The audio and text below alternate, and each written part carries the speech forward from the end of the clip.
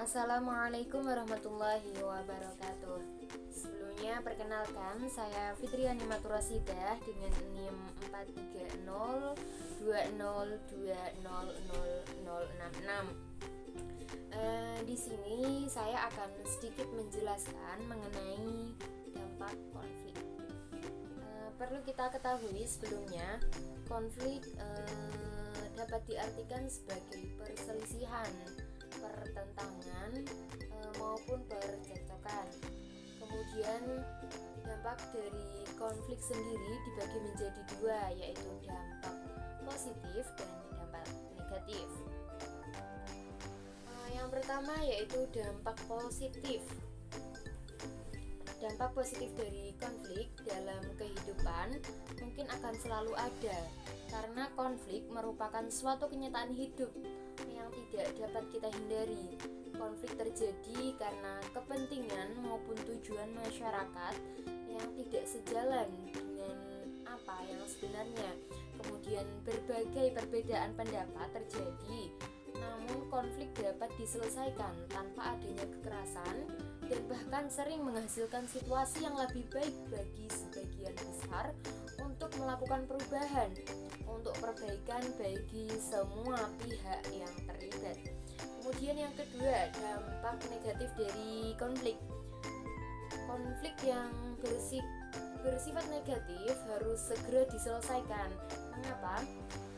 Konflik yang berdampak negatif harus diselesaikan dengan secepat mungkin, karena konflik yang tidak terselesaikan akan memberikan dampak yang dapat merugikan untuk kita sesama, yaitu merusak lingkungan kerja sekaligus orang-orang yang terlibat dalam organisasi tersebut. Kemudian penanganan pada konflik dalam suatu organisasi harus ditangani dengan cepat, karena semisal kita tidak melakukan penanganan dengan secepat mungkin, kemungkinan akan menimbulkan dampak-dampak yang lain seperti itu.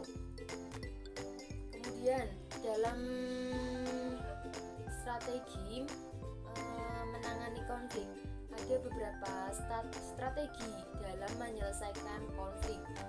Di antaranya menghindar, mengakomodasi, kompetisi, berkompromi atau bernegosiasi, dan yang terakhir yaitu memecahkan masalah atau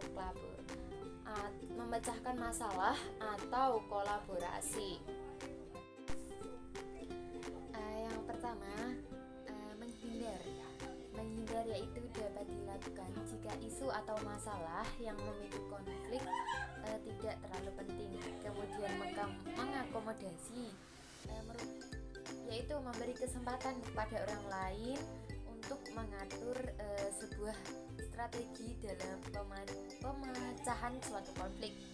Yang ketiga, kompetisi, yaitu menggunakan metode bila memiliki lebih banyak informasi terkait konflik-konflik yang didapatkan.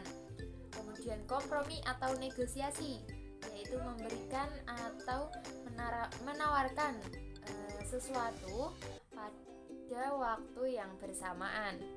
Yang keempat, kelima, memecahkan masalah atau kolaborasi, yaitu pemecahan sama-sama menang di mana individu yang terlibat mempunyai tujuan kerjasama. Menurut Ambarita pada tahun 2006, ada beberapa tindakan yang harus dilakukan dalam penanganan dampak konflik. Yang pertama yaitu introspeksi diri, yaitu dengan melakukan evaluasi sehingga menjadi dasar untuk mengukur kekuatan kita. Yang kedua, mengevaluasi pihak yang terlibat, yaitu di mana kita mengidentifikasi kepentingan yang ingin kita capai. Kemudian yang ketiga yaitu identifikasi sumber konflik, ialah dengan mengidentifikasi sasaran penanganan dari konflik yang lebih terarah. Yang keempat, mengetahui pilihan penyelesaian atau konflik yang diselesaikan atau penanganan dari konflik yang kita selesaikan.